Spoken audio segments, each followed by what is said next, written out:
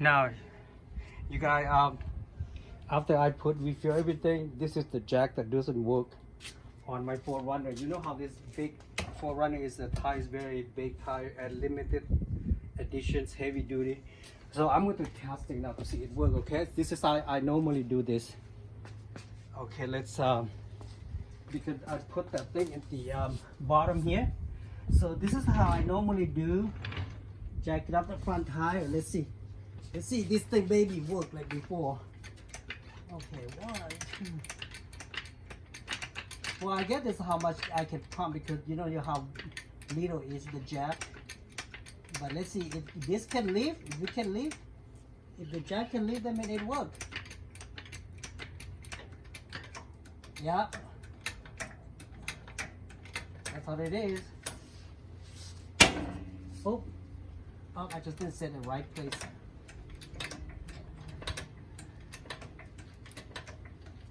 Let's see.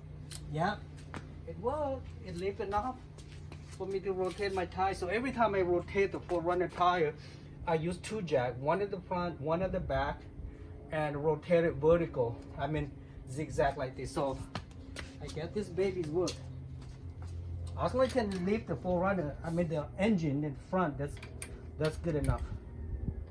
And then after this, I have the safety stand too. I'm not just using the jack. I have 4 safety stand, red, 2 red and 2 black, that heavy duty stand to support. So if I remove the tire, it won't, if something come up, and I have everything safety on that. Let's see. Oh yeah, see, work, no leaking, nothing now. This is good. Let's see. Yep, it's working now. Thank you so much for watching, and thank you so much. I saved a lot of money. Put this thing baby back.